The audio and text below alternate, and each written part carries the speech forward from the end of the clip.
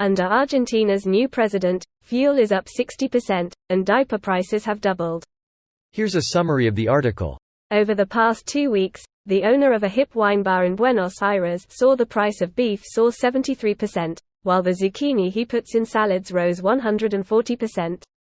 An Uber driver paid 60% more to fill her tank. A father said he spent twice as much on diapers for his toddler than he did last month. In Argentina, a country synonymous with galloping inflation, people are used to paying more for just about everything.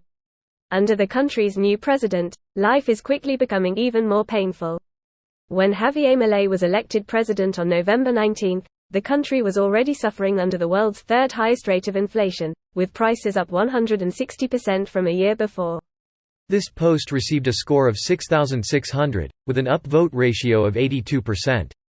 Here are the top comments in response to this article. Isn't this exactly what he said would happen in his inaugural address though? The market rate for pesos to dollars was half the government rate. The government number was completely fake. It's not possible to get this rate. You could not buy anything at this rate.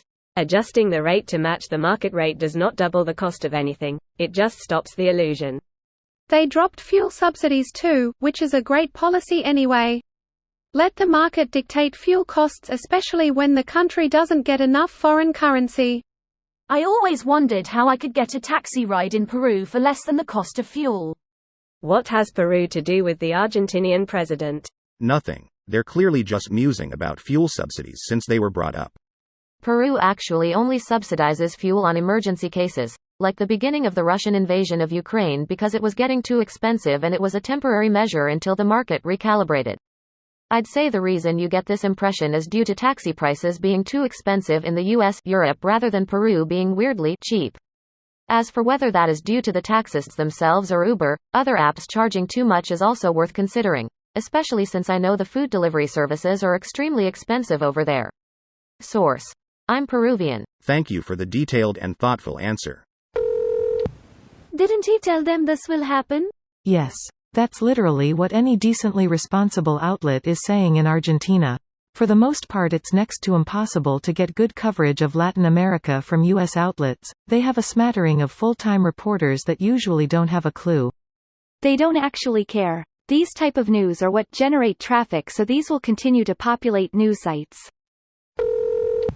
I don't follow Argentinian politics, but I also clearly remember Milei saying, "It will get a lot worse before it gets better."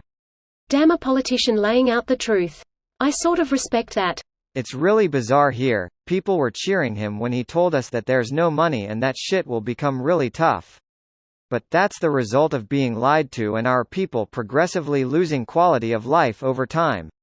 I really hope we can pull through. Yeah, normally the populace hates the bitter medicine that the economy sometimes needs. But Argentina's has been sick for so long that they seem happy just knowing they're finally getting fed medicine no matter how bitter it is, while the last dozen administrations have just been chowing down on economic candy. This video was automatically created by Reddit to speech. The article and comments in this video were selected from Reddit according to their upvotes, and any paraphrasing was performed by smmry.com, without any human intervention.